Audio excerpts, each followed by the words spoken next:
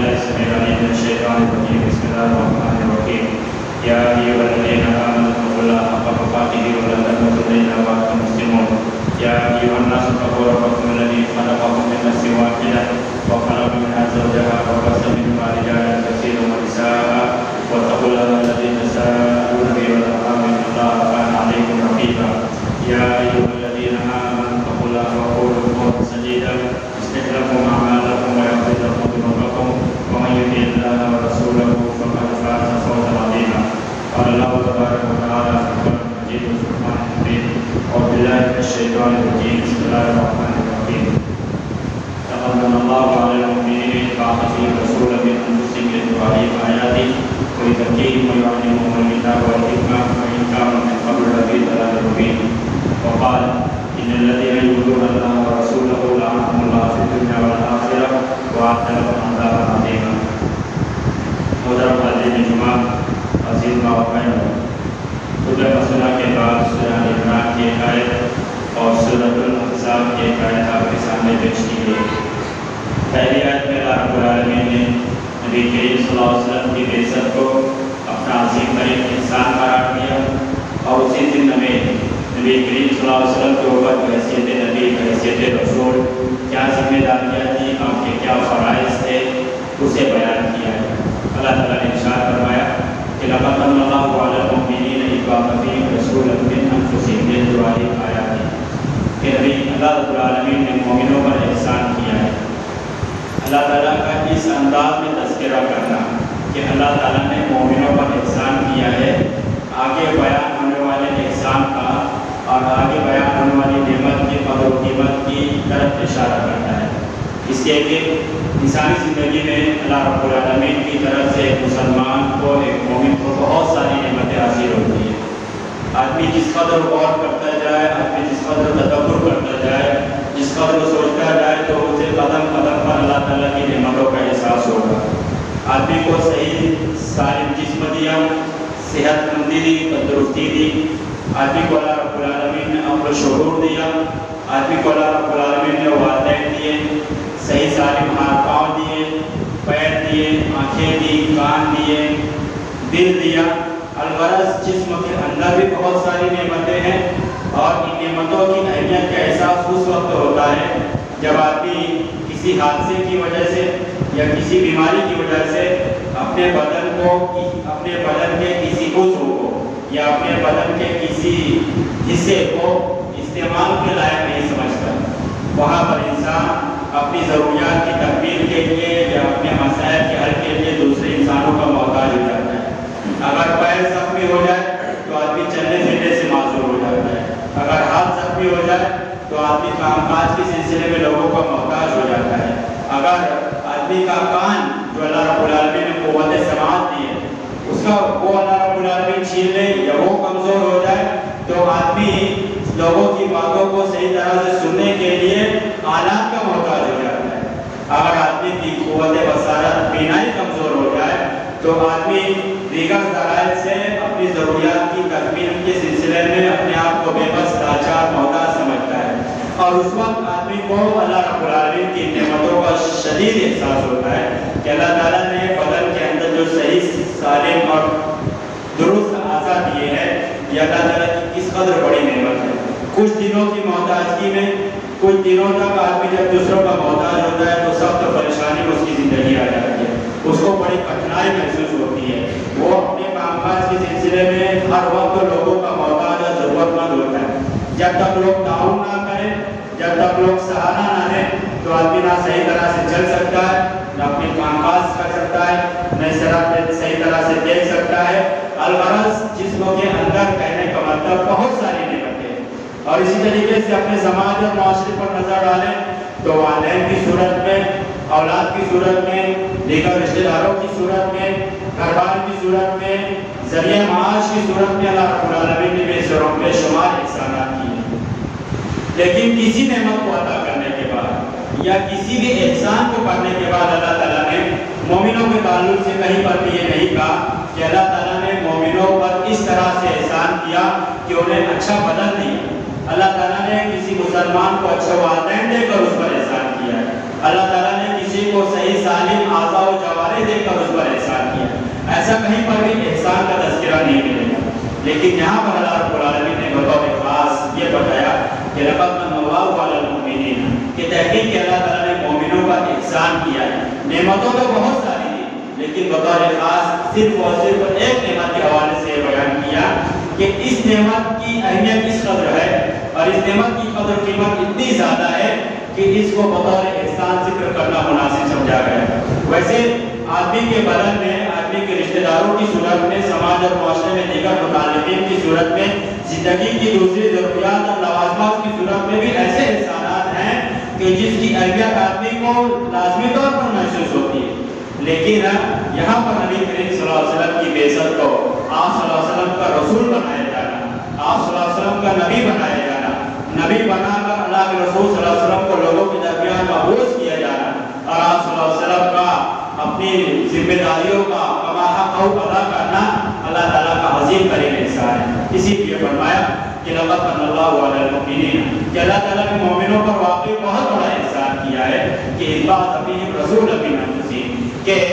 مومنوں کے درمیان ہی انہی میں سے ایک رسول کو بھیجا. من انفسہم یعنی انہی کی جنس کا ایک رسول بھیجا جو انسان ہے، جو انہی کی طرح کھاتا پیتا ہے، انہی کی طرح دیگر ضروریات اور حوائج کا محتاج ہے، انہی کی طرح چلتا پھرتا ہے اور اس کے بہت سارے معاملات، روزمرہ کے بہت سارے معاملات اس بات پر دلالت کرتے ہیں کہ نبی کریم صلی اللہ علیہ وسلم انسان. اسی لیے اللہ رب العالمین نے سورہ کہف کی آخری آیت میں جو ہر جمعہ کو پڑھی جاتی ہے اس میں اللہ رب العالمین نے ارشاد فرمایا کہ قل انما انا بشر مثلکم، کہ نبی کریم صلی اللہ علیہ وسلم آپ لوگوں سے کہیے، لوگوں کو بتا دیجیے اپنے بارے میں کہ میں تمہاری ہی طرح ایک انسان ہوں. میرے اور تمہارے درمیان فرق یہ ہے کہ مجھ پر اللہ تعالیٰ کی وحی آتی ہے، میں رسول ہوں، میں نبی ہوں، میں تمہارا ہادی اور رہبر اور رہنما بنا کر مبعوث کیا گیا ہوں.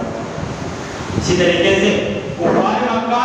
جو آپ صلی اللہ علیہ وسلم کے ساتھ رہتے تھے، جو آپ صلی اللہ علیہ وسلم کے ساتھ اٹھتے بیٹھتے تھے، آپ صلی اللہ علیہ وسلم کی زندگی کا بڑے قریب سے مشاہدہ کیا کرتے تھے، وہ آپ صلی اللہ علیہ وسلم کو اوپر تعجب کے ساتھ کہا کرتے تھے کہ ما لهذا الرسول یاکل الطعام ویمشی فی الاسواق، کہ یہ کیسا رسول ہے جو بازاروں میں آتا جاتا بھی ہے، جو کھاتا پیتا بھی ہے، تو یہ کیسا رسول ہے. یعنی رسول کا انکار کر رہے ہیں لیکن بشریت کا انکار نہیں کر رہے ہیں. یعنی انسان ہو سکتا ہے اور انسان ہے لیکن ہم رسول تسلیم نہیں کریں گے. اس سے معلوم ہوا کہ نبی کریم صلی اللہ علیہ وسلم بشر تھے اور انسان تھے،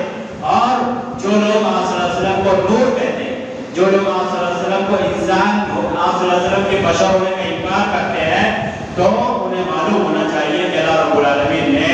تین مخلوقات پیدا کی. ایک بشر یعنی انسانوں کو مٹی سے پیدا کیا، اور فرشتے جنہیں اللہ تعالیٰ نے نور سے پیدا کیا، اور جنات جنہیں اللہ رب العالمین نے آگ سے پیدا کیا. تو فرشتوں کو اللہ رب العالمین نے ایسی فطرت پر پیدا کیا ہے جو کسی طرح کے محتاج نہیں ہے، جو کھانے پینے اور دیگر معاملات کے انسانوں کی طرح ضرورت مند نہیں ہے. تو اللہ رب العالمین نے نبی کریم صلی اللہ علیہ وسلم کو انسان کی صورت میں لوگوں کے درمیان رسول بنا کر مبعوث فرمایا. اور اس نبی کی کیا ذمہ داریاں ہیں؟ یتلو علیہم آیاتہ، جو ان کے اوپر اللہ تعالیٰ کی آیات کو پڑھ کر سناتا ہے، اور وَیُزَکِّیہم، اور ان کا تزکیہ کرتا ہے، انہیں عقائد کی گندگی سے نکال کر توحید کی صفائی ستھرائی میں لے کر آتا ہے. اور ساتھ ہی ساتھ اللہ کے رسول صلی اللہ علیہ وسلم کی ذمہ داریوں میں یہ بھی بیان کیا کہ وَيُعَلِّمُهُمُ الْكِتَابَ وَالْحِکْمَةَ، اور انہیں کتاب اور حکمت کی تعلیم دیتا ہے. کتاب اور حکمت یعنی قرآن کریم کی آیات کو لوگوں کے سامنے بیان بھی کرتا ہے، اور انتہائی محکم انداز میں، انتہائی حکیمانہ طور طریقے پر لوگوں کی تربیت کا معاملہ بھی انجام دیتا ہے. تو معلوم یہ ہوا کہ نبی کریم صلی اللہ علیہ وسلم کی بعثت مومنوں پر اللہ تعالیٰ کا عظیم ترین احسان ہے. اور یہ احسان اس قدر زیادہ ہے، اس قدر زیادہ ہے کہ اللہ کے رسول صلی اللہ علیہ وسلم کی شخصیت کو، اللہ کے رسول صلی اللہ علیہ وسلم کی بعثت کو اللہ رب العالمین نے سارے جہان والوں کے لیے رحمت قرار دیا. فرمایا کہ وما ارسلناک الا رحمۃ للعالمین، کہ اے نبی کریم صلی اللہ علیہ وسلم ہم نے آپ کو سارے جہان والوں کے لیے رحمت بنا کر بھیجا ہے. سارے جہان والوں سے مراد صرف انسانوں اور مومنوں کے لیے رحمت نہیں ہے، بلکہ آپ صلی اللہ علیہ وسلم کی تعلیمات، آپ صلی اللہ علیہ وسلم کا اخلاق و کردار، آپ صلی اللہ علیہ وسلم کے معمولات، آپ صلی اللہ علیہ وسلم کی زندگی کے مختلف پہلو، مختلف واقعات اس بات پر دلالت کرتے ہیں کہ نبی کریم صلی اللہ علیہ وسلم انسانوں انسانوں سے بڑھ کر مسلمانوں سے آگے بڑھ کر دیگر مخلوقات کے حق میں بھی رحمت تھے۔ آپ صلی اللہ علیہ وسلم نے جانوروں کے تعلق سے ارشاد فرمایا کہ ان اللہ کتب الاحسان علی کل شیء، کہ اللہ رب العالمین نے احسان کو، بھلائی کو، اچھائی کو ہر چیز پر لکھ دیا ہے۔ لہٰذا جب تم کسی کو قصاصاً قتل کرو تو اچھی طرح سے قتل کرو کہ کم سے کم تکلیف ہو، اور جب کسی جانور کو ذبح کرو تو اس طرح سے ذبح کرو کہ چھری تیز کر دو، اس کے آداب بتائے، اس کے طور طریقے بتائے کہ جانور کو ذبح کرتے وقت بھی بطور عبادت ذبح کرنا ہے تو بھی جانور کو کم سے کم تکلیف ہو۔ یہ آپ صلی اللہ علیہ وسلم کی رحمت ہے۔ آپ صلی اللہ علیہ وسلم نے بھوکا جانور کو بھوکا باندھنے، انہیں بھوکا پیاسا رکھنے سے سختی سے منع کیا۔ اسی طریقے سے آپ دیکھیں گے کہ اللہ رب العالمین نے سارے جہان والوں کے لیے رحمت قرار دیا۔ آپ صلی اللہ علیہ وسلم کی رحمت، آپ صلی اللہ علیہ وسلم کی ہمدردی، آپ صلی اللہ علیہ وسلم کی تعلیمات فرشتوں کے لیے بھی باعث رحمت ہے۔ فرشتے جو خود سراپا رحمت ہوتے ہیں، جو خود برکت کا ذریعہ ہوتے ہیں، ان کے حق میں بھی آپ صلی اللہ علیہ وسلم کی تعلیمات رحمت کا ذریعہ ہے۔ کیا کہا اللہ کے رسول صلی اللہ علیہ وسلم نے؟ لوگوں کو یہ تعلیم دی کہ جب تم میں سے کوئی مسجد آئے، نماز کے لیے آئے تو کچا پیاز اور لہسن کھا کر نہ آئے، اس لیے کہ جن چیزوں سے انسانوں کو تکلیف ہوتی ہے تو انہی چیزوں سے فرشتوں کو بھی تکلیف ہوتی ہے، یعنی فرشتوں کو تکلیف نہ پہنچے، فرشتوں کو اذیت نہ ہو۔ وہ نماز میں حاضر ہوتے ہیں، مسجد میں حاضر ہوتے ہیں، تو کوئی انسان نماز میں آتے وقت کوئی ایسی چیز کا استعمال کر کے مسجد نہ آئے کہ منہ سے بدبو پھوٹے، اور اس بدبو کی وجہ سے جہاں دوسرے انسانوں کو، دوسرے نمازیوں کو تکلیف اور اذیت کا سامنا کرنا پڑے، تو وہیں فرشتوں کے لیے بھی یہ چیز باعث اذیت اور باعث تکلیف ہو۔ سختی سے منع کیا۔ اسے بات معلوم ہوئی کہ آپ صلی اللہ علیہ وسلم واقعی میں فرشتوں کے حق میں بھی رحمت تھے۔ اس قدر رحمت تھی آپ صلی اللہ علیہ وسلم کی، آپ صلی اللہ علیہ وسلم کی تعلیمات باعث رحمت تھی، باعث خیر و برکت تھی۔ اس کے باوجود ہم دیکھتے ہیں کہ حالیہ دنوں میں، اس سے پہلے بھی ایسے بے شمار بارہا اور ہمارے اپنے ملک میں اور ملک سے باہر دوسرے ممالک میں ایسے واقعات پیش آتے رہتے ہیں کہ آپ صلی اللہ علیہ وسلم کی شخصیت کو بنا کر، نشانہ بنا کر مسلمانوں کے دلوں کو مجروح کیا جاتا ہے، مسلمانوں کو تکلیف پہنچائی جاتی ہے، مسلمانوں کے جذبات سے کھیلا جاتا ہے، مسلمانوں کے لیے تکلیف اور مسلمانوں کے لیے اذیت کا سامان فراہم کیا جاتا ہے۔ ابھی حالیہ دنوں میں واقعات چل رہے ہیں، اخبارات کے ذریعے سے، سوشل میڈیا کے ذریعے سے ہم جانتے ہیں کہ ابھی خود ہمارے ملک میں نبی کریم صلی اللہ علیہ وسلم کی شان میں اور آپ صلی اللہ علیہ وسلم کی سب سے چہیتی بیوی حضرت عائشہ رضی اللہ عنہا کی شان میں گستاخی کی گئی، ایسی باتیں کہی گئی جس سے سن کر ایک مسلمان تڑپ ہوتا ہے۔ اور کیوں نہ تڑپے؟ اس لیے کہ ہمارا فطری حق، یہ فطری حق ہمیں اللہ کی طرف سے ملا ہے۔ مالک کائنات نے ہمیں یہ حق دیا، ہمیں یہ تعلیم دی کہ نبی کریم صلی اللہ علیہ وسلم کی شان میں جب بھی گستاخی ہو، نبی کریم صلی اللہ علیہ وسلم کی جب بھی رجوع بیان کی جائے، جب بھی آپ کی بے عزتی کی جائے، تو ایک مسلمان اس تکلیف کو اپنے دل میں محسوس کرتا ہے۔ کیوں؟ اس لیے کہ جب ایک مسلمان، ایک آدمی خود اپنے تعلق سے گالی گلوچ کو، اپنے تعلق سے نازیبا تبصروں کو، اپنے اوپر لگائے جانے والے بیجا الزامات کو برداشت نہیں کر سکتا، اپنے والدین کو گالی دی جائے اسے برداشت نہیں کر سکتا، اپنے دیگر متعلقین کے ساتھ بدسلوکی کی جائے اسے برداشت نہیں کر سکتا، تو نبی کریم صلی اللہ علیہ وسلم کی شخصیت تو ہمارے لیے ایمان کا معیار ہے۔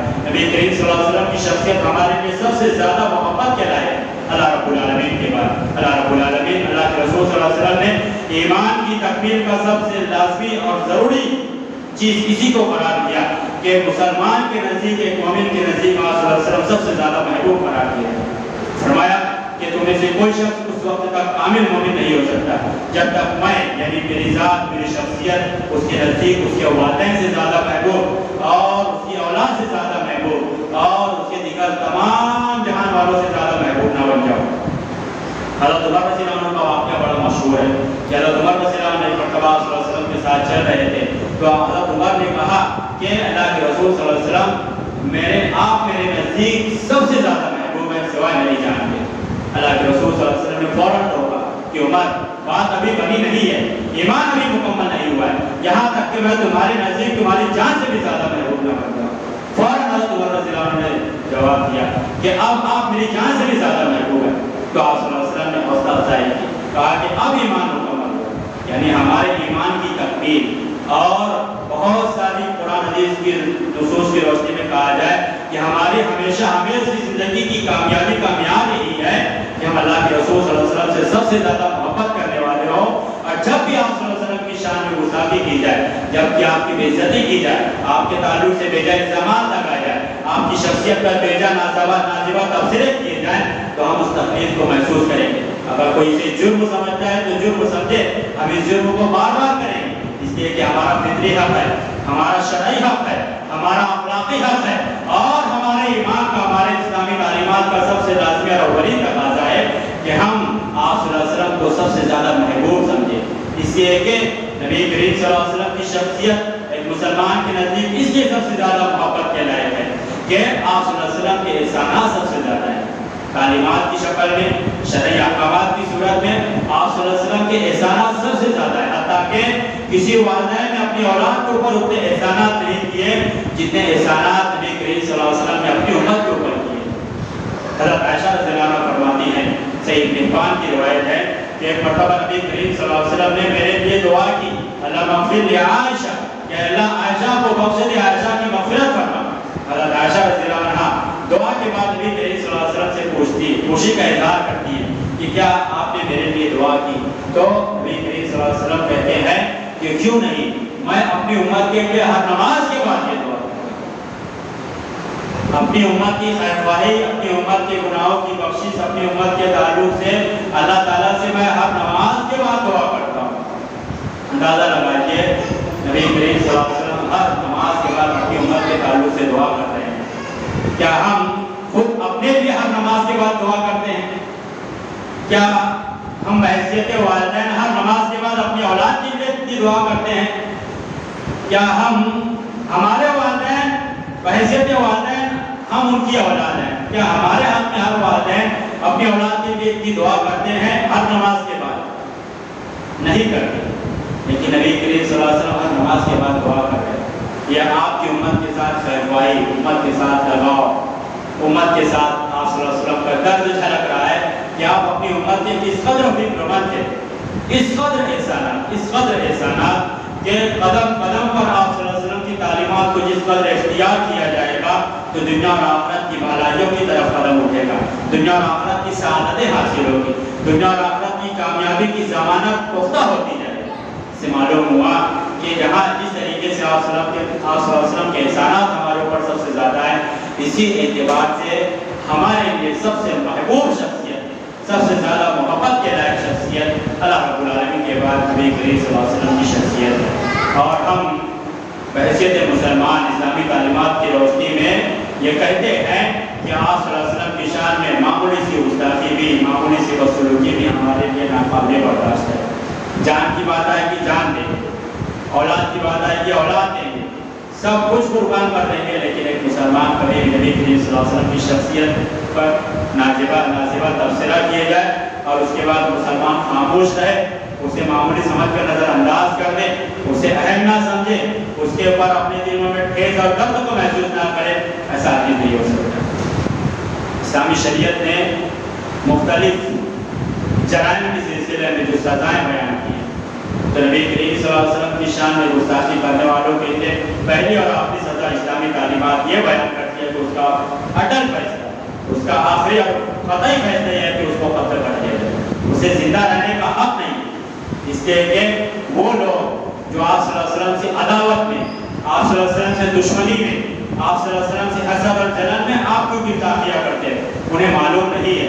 انہیں پتہ نہیں ہے کہ نبی کریم صلی اللہ علیہ وسلم کی شخصیت خود ان کے لیے کس قدر رحمت کا باعث ہے، ان کے لیے کس قدر خیر خواہی کا باعث ہے، اس لیے کہ انہوں نے آپ صلی اللہ علیہ وسلم کی شخصیت کو پڑھا نہیں،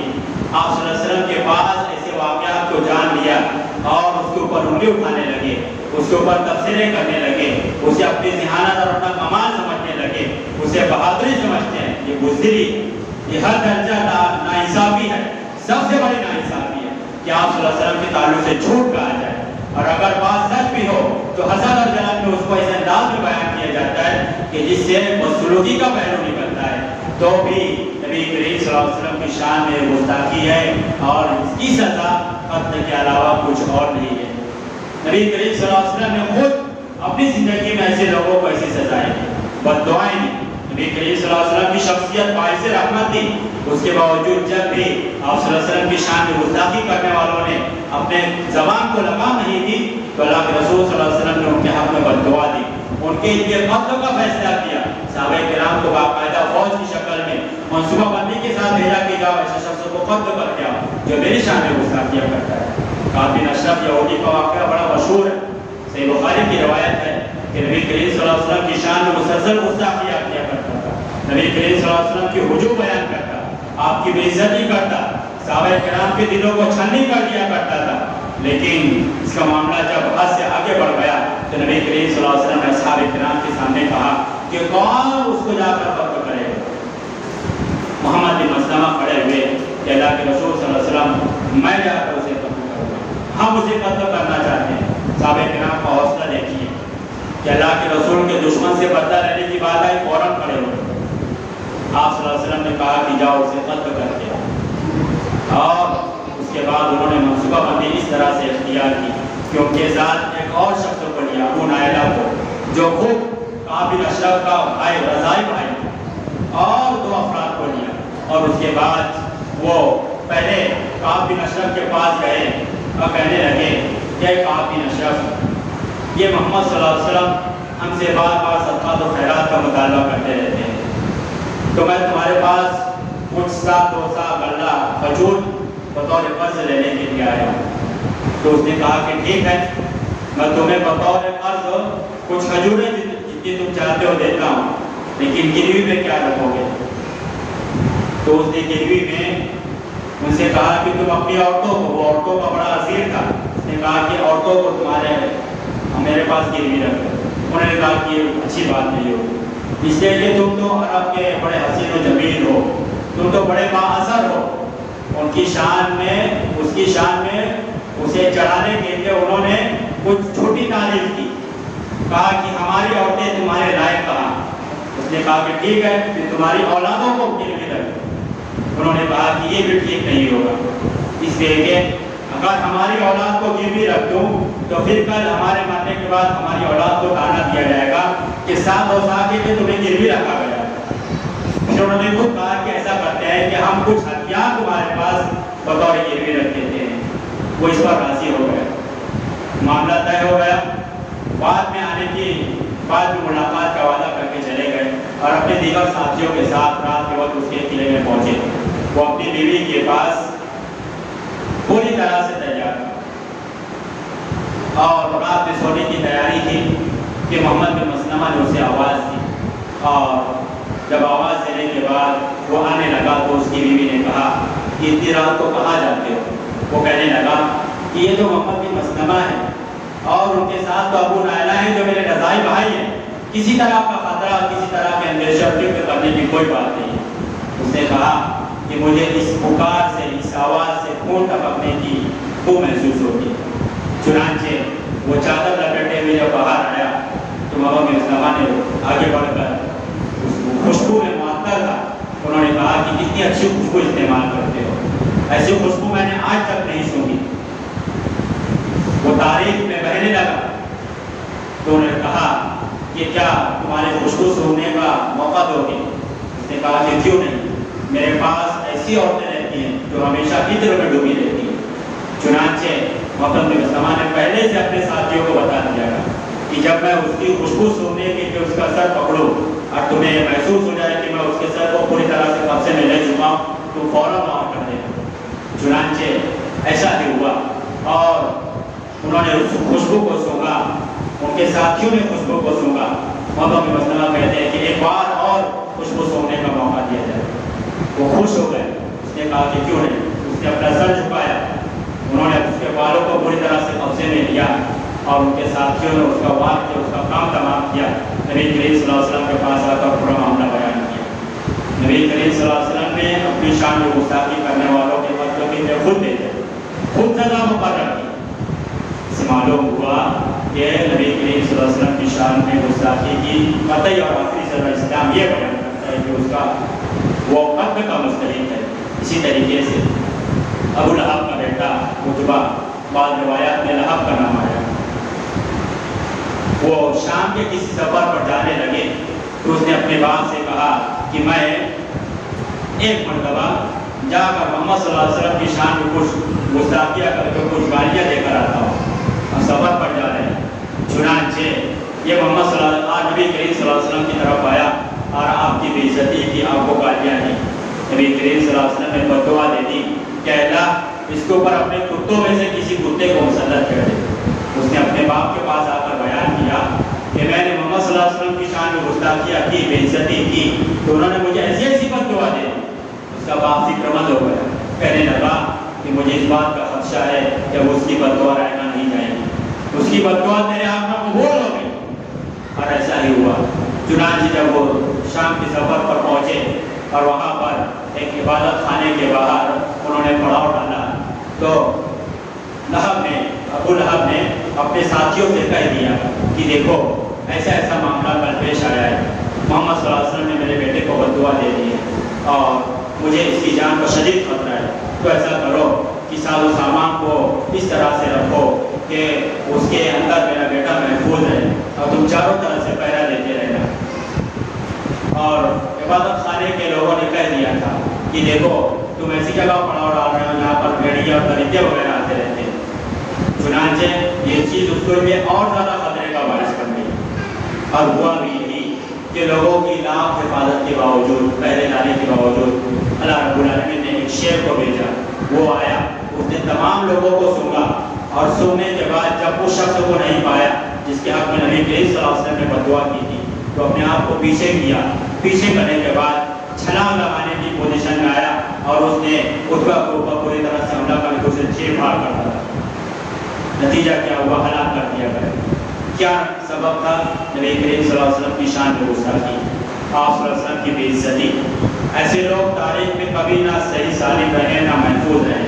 چاہے کتنی بھی بڑی حکومت ان کی جو پاسائی کرے، ان کی حفاظت کرے اور انہیں گود لے، ان کی حفاظت کے ساز و سامان کرے. تو معلوم یہ ہوا کہ نبی کریم صلی اللہ علیہ وسلم کی شان میں گستاخی کرنے والے کبھی محفوظ نہیں رہے ہیں نہ کبھی محفوظ رہیں گے. کیوں؟ کیونکہ اللہ تعالیٰ کا وعدہ ہے. اللہ رب العالمین نے سورہ ہجر 14 پارے میں ارشاد فرمایا کہ اِنَّا كَفَيْنَاكَ الْمُسْتَهْزِئِينَ الَّذِينَ يَجْعَلُونَ مَعَ اللَّهِ إِلَٰهًا آخَرَ فَسَوْفَ يَعْلَمُونَ وَلَقَدْ نَعْلَمُ أَنَّكَ يَضِيقُ صَدْرُكَ بِمَا يَقُولُونَ. کہ یقیناً ہم مذاق اڑانے والوں کے لیے آپ کی طرف سے کافی ہیں. جو لوگ آپ کا مذاق اڑاتے ہیں، جو آپ کی بے عزتی کرتے ہیں، جو آپ کی شان میں گستاخیاں کرتے ہیں، تو ہم آپ کی طرف سے ان کے لیے کافی ہیں.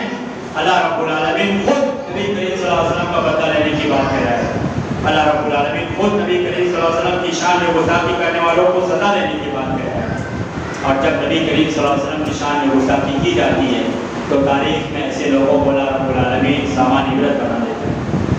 اور پھر اس کے بعد فرمایا کہ الذین کون لوگ شان میں گستاخیاں کرتے ہیں، کون آپ کی بے عزتی کرتا ہے؟ الذین یجعلون مع اللہ الہا آخر فسوف یعلمون. کہ وہ لوگ جو اللہ کے ساتھ دوسرے کو معبود مقرر کرتے ہیں، قریب انہیں پتہ چل جائے گا کہ نبی کریم صلی اللہ علیہ وسلم کی شان میں گستاخی کرنا ان کے لیے کس قدر تباہ کن ثابت ہوا. وَلَقَدْ نَعْلَمُ أَنَّكَ يَضِيقُ صَدْرُكَ بِمَا يَقُولُونَ. آپ صلی اللہ علیہ وسلم کو تسلی دی. آپ صلی اللہ علیہ وسلم کی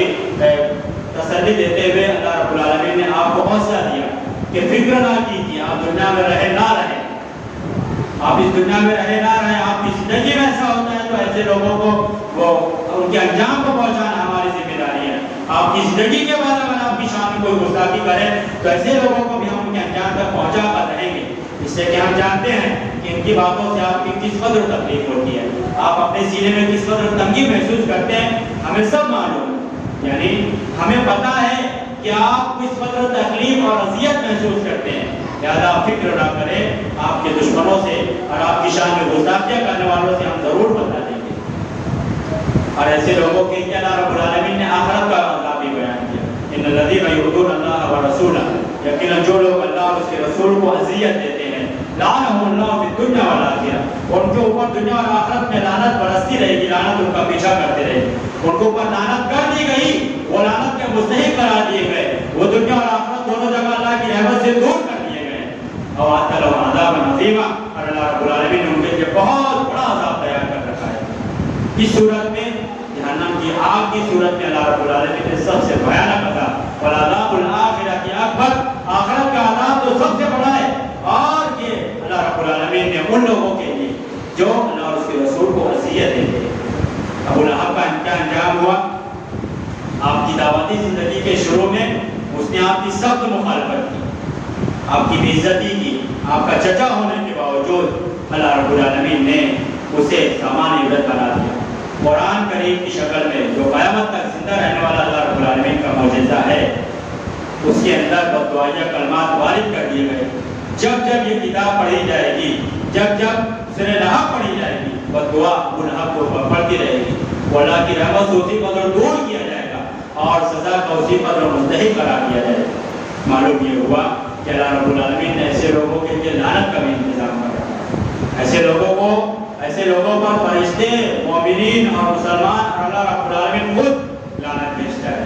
ایسے لوگ قابل ملعون ہیں، مذموم ہیں اور زندہ رہنے کا حق نہیں ہے، اس لیے کہ انسانیت کے لیے تکلیف کے باعث مسلمانوں کے لیے تکلیف کا سامان فراہم کرنے والے لوگ ہیں۔ ایسی صورت میں معلوم یہ ہوا کہ مسلمانوں کو جہاں اپنی شرعی اور دینی تعلیمات کی روشنی میں نبی کریم صلی اللہ علیہ وسلم کی شان میں گستاخی کرنے والوں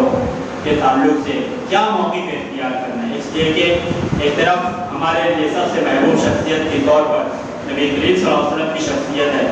جن سے محبت یا جن سے شدید محبت، سب سے زیادہ محبت اللہ رب العالمین کے بعد ہمارے کامل ایمان، کامل مومن ہونے کی بڑی دلیل ہے۔ تو وہیں ہم اس ملک میں رہتے ہوئے ایسے لوگوں کے تعلق سے کیا موقف اختیار کریں، اس لیے کہ ایک طرف بات عقیدت کی ہے، ایک طرف بات اپنے ملک میں رہتے ہوئے اپنے شرعی تعلیمات کے تقاضے کے مطابق زندگی گزارتے ہوئے ایسے لوگوں سے بدلہ لینے کی ہے۔ تو یاد رکھیں کہ ایسے موقع پر اولین ذمہ داری یہ ہے، بحیثیت مسلمان شریعت ہم سے اس بات کا مطالبہ کرتی ہے کہ ہم خود پہلے اپنے کردار کے درجے سے، اپنے عمل کے درجے سے نبی کریم صلی اللہ علیہ وسلم کی سنتوں کے سب سے زیادہ حریص بنیں، نبی کریم صلی اللہ علیہ وسلم کی سنتوں کے سچے متبع اور فرمانبردار بنیں،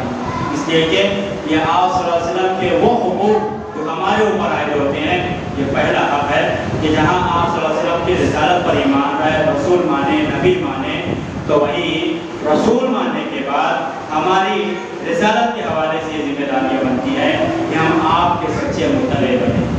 آپ سے شدید محبت بھی ہو اور وہ محبت ایسی ہو کہ ہمیں مسلسل آپ صلی اللہ علیہ وسلم کی اطاعت اور فرمانبرداری پر ابھارتی رہے، یہ محبت ہمیں مسلسل آپ صلی اللہ علیہ وسلم کی شخصیت کی پیروی پر ابھارتی رہے۔ بات صرف عبادات کی حد تک محدود نہ کیجیے کہ آپ صلی اللہ علیہ وسلم کیسی نماز پڑھتے تھے، آپ صلی اللہ علیہ وسلم کیسے روزہ رکھتے تھے، آپ صلی اللہ علیہ وسلم کیسے حج کیا کرتے تھے، یا آپ صلی اللہ علیہ وسلم نے دیگر عبادات کے تعلق سے کیا موقف اختیار کا، آپ کے کیا طور طریقہ تھا۔ صرف عبادات کی حد تک آپ صلی اللہ علیہ وسلم کو آپ صلی اللہ علیہ وسلم کی اتباع اور آپ صلی اللہ علیہ وسلم کی فرمانبرداری کو محدود نہ کیجیے، بلکہ اپنی گھریلو زندگی میں یہ دیکھیے کہ بحیثیت شوہر آپ صلی اللہ علیہ وسلم نے اپنی بیویوں کے ساتھ کیسے سلوک کیا، بحیثیت باپ آپ صلی اللہ علیہ وسلم نے اپنے بچوں کی کیسی تربیت کی، بحیثیت دوست آپ صلی اللہ علیہ وسلم کا معاملہ اپنے دوستوں کے ساتھ کیسا تھا، بحیثیت دائی آپ صلی اللہ علیہ وسلم کا معاملہ اپنے مدعوین کے ساتھ کیسا تھا، بحیثیت رسول آپ صلی اللہ علیہ وسلم کا معاملہ اپنی امت کے ساتھ کیسا تھا۔ اس پر بھی غور کرنے اور اس کو اپنے کردار اور اپنی زندگی میں نافذ کرنے کی ضرورت ہے، اس لیے کہ ہم عبادات کی حد تک نبی کریم صلی اللہ علیہ وسلم کی اتباع ضرور کرتے ہیں، کوشش ہوتی ہے، لیکن جب بات معاملات کی آتی ہے، ہماری اپنی گھریلو زندگی کی آتی ہے، ہماری اپنی کاروباری زندگی کی آتی ہے، تو وہ عقیدت اور محبت اور وہ جذبہ اتباع اور وہ اطاعت فرمانبرداری کا وہ کردار، وہ جوش نظر نہیں آتا جو ہم سے اللہ اور اس کے رسول کا مطالبہ اور تقاضا ہے۔ بطور مثال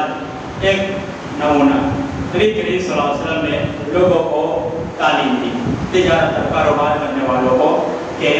البیعان بالخیار ما لم یتفرقا، کہ دو خرید و فروخت کرنے والے اپنے سودوں کو مکمل کرنے یا اپنے سودے کو کینسل کرنے کا اختیار رکھتے ہیں جب تک کہ وہ جدا نہیں ہو جاتے۔ اور پھر اس کے بعد حکم دیتے ہوئے ارشاد فرمایا فَإِنْ صَدَقَا وَبَيَّنَا بُورِكَ لَهُمَا فِي بَيْعِهِمْ، اگر وہ اپنی تجارت اور کاروبار میں سچ بولتے ہیں، سامان کے عیب اور خرابی کو بیان کر دیتے ہیں، تو اللہ کے رسول نے فرمایا کہ ان کے تجارت میں، ان کی خرید و فروخت میں برکت دے دی جاتی ہے۔ اور اگر وہ جھوٹ بولے، اگر وہ سامان کے عیب کو چھپاتے ہیں،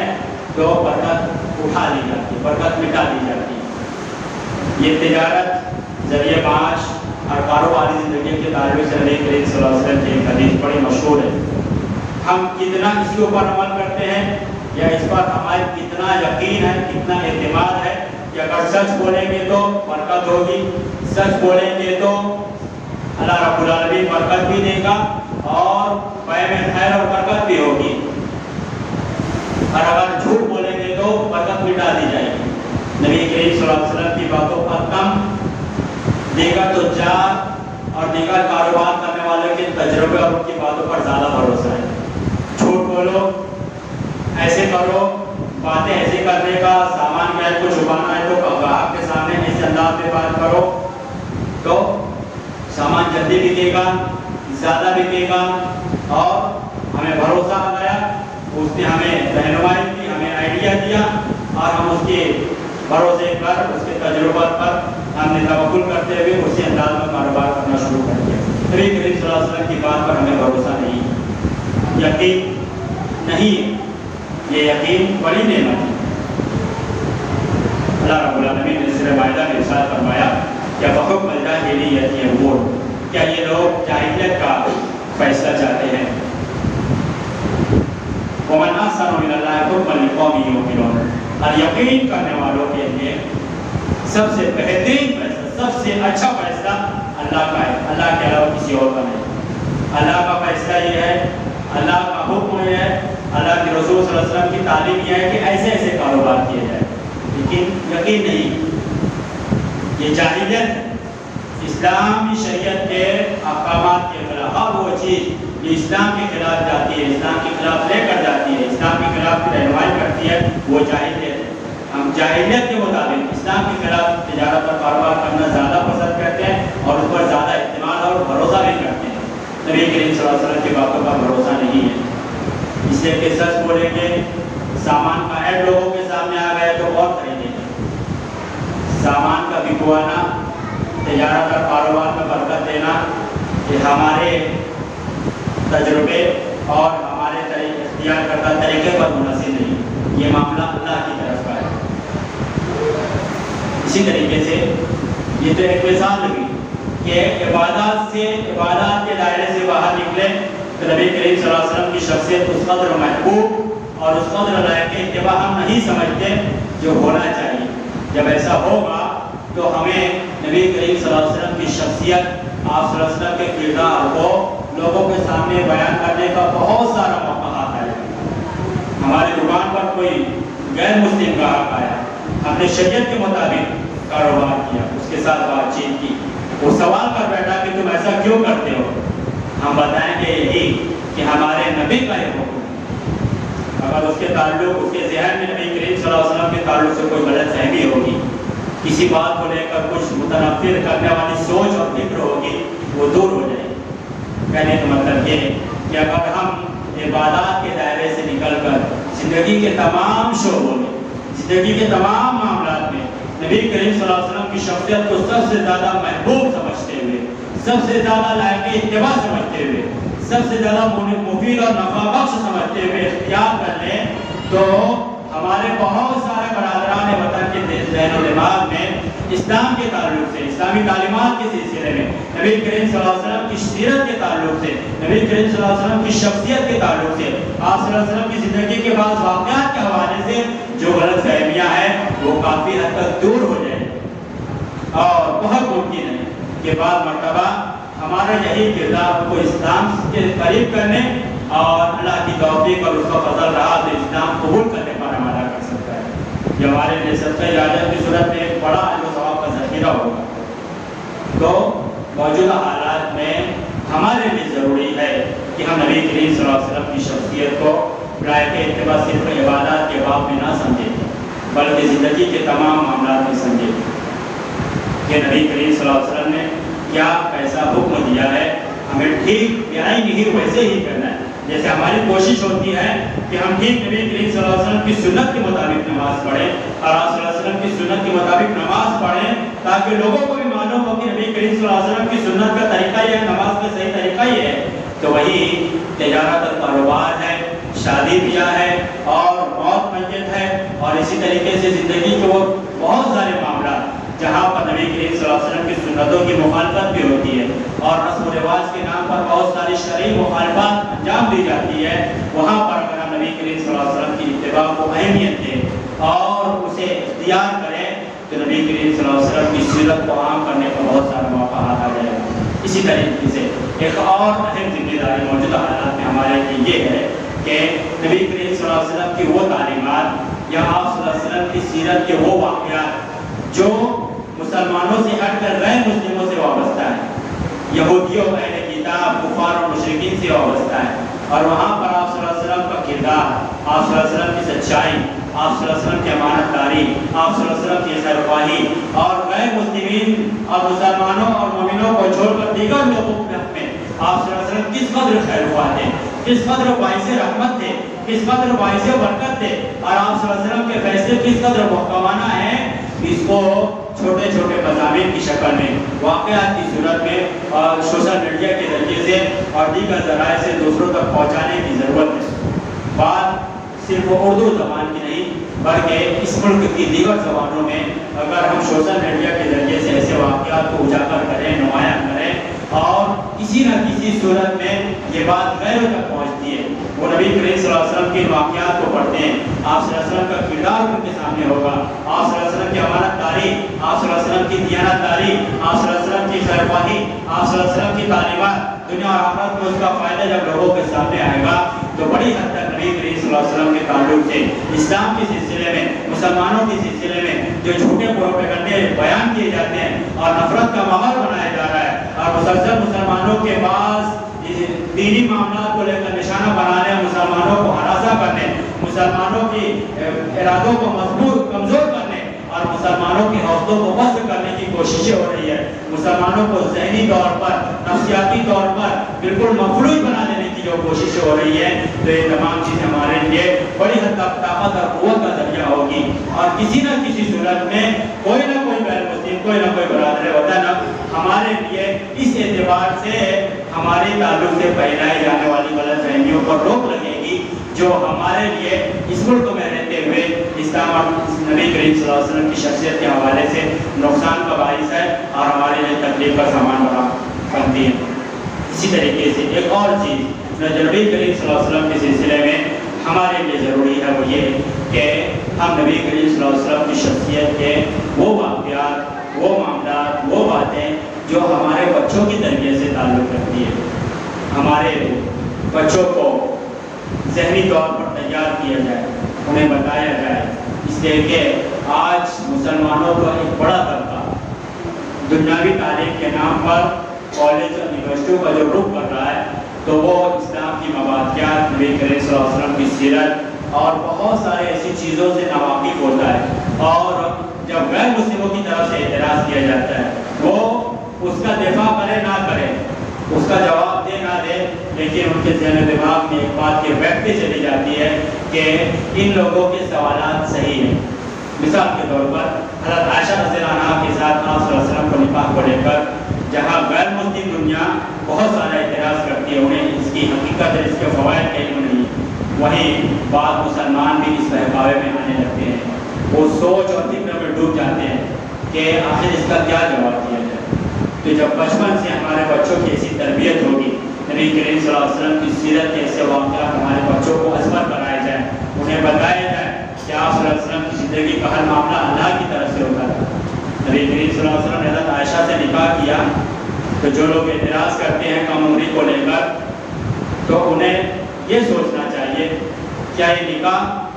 آپ صلی اللہ علیہ وسلم کی اپنی ذاتی مرضی سے ہٹ کر کیا اللہ کے فیصلے کے بغیر ہو گیا؟ سوچئے کہ نبی نکاح کر رہے ہیں، غلط ہو سکتا ہے، غلط اقدام ہو سکتا ہے، ہرگز نہیں، بات وہیں پر ختم ہو جاتی ہے۔ تو بچوں کو نبی کریم صلی اللہ علیہ وسلم کی سیرت کے حوالے سے ایسی باتیں اور آپ صلی اللہ علیہ وسلم کے ایسے واقعات ازبر کرانے کی ضرورت ہے، اور بچے جب اس طریقے اس اپنے بچپن کے دماغ کے حساب سے چھوٹی سوچ اور چھوٹی عمر کے حوالے سے جب مختلف قسم کے سوالات کریں تو ان کا اطمینان بخش جواب دینے کی کوشش کی جائے، جواب نہ بن سکے تو علماء کی طرف رجوع کیا جائے تاکہ بچوں کو اطمینان بھی دلایا جائے، اور بچپن کی سیکھ، بچپن کی تربیت انہیں زندگی بھر اسلام کے دفاع کے لیے تیار رکھے گی. وہ اسلام کی دفاع کے لیے نبی کریم صلی اللہ علیہ وسلم کی شخصیت کی دفاع کے لیے اپنے آپ کو اس قدر مضبوط سمجھیں گے کہ وہ اپنے آپ کو بے سہارا اور غیر معاون نہیں سمجھیں گے. تو معلوم یہ ہوا کہ موجودہ حالات میں اس طرح کی چیزیں ہمارے لیے بڑی حد تک معاون اور مددگار ہو سکتی ہے. اور رہی بات گستاخی کرنے والوں کی، تو تاریخ میں ہر دور اور ہر زمانے میں ایسے لوگ آتے رہے ہیں اور ایسے لوگ اپنے انجام کو پہنچتے رہے ہیں اور پہنچتے رہیں گے. اللہ رب العالمین سے دعا ہے کہ محکمات کو سمجھنے اور مطابق عمل کی توفیق عطا فرما. ہمارے دلوں میں سب سے شدید تیری محبت پیدا فرما دے، تیرے نبی کی محبت سب سے شدید پیدا فرما دے، اور یہ محبت ہمیں تیری اطاعت اور بندگی اور نبی کریم صلی اللہ علیہ وسلم کی اتباع اور فرمانبرداری پر آمادہ کرتے رہے. اور ہمارے دلوں میں تیرا وہ خوف بسا دے جو ہمیں تیری معاشیات اور تیری نافرمانی سے روکتا رہے. جب تو دنیا میں زندہ رہا نبی کریم صلی اللہ علیہ وسلم کی اتباع اور سنت پر چلتے ہوئے توحید پر، اسلام پر اور ایمان پر زندہ رہا. ہمارا خاتمہ فرما، تو اسلام پر، توحید پر، ایمان پر ہمارا خاتمہ فرما. اقول قولی هذا واستغفر الله لي ولكم ولسائر المسلمين من كل ذنب فاستغفروه انه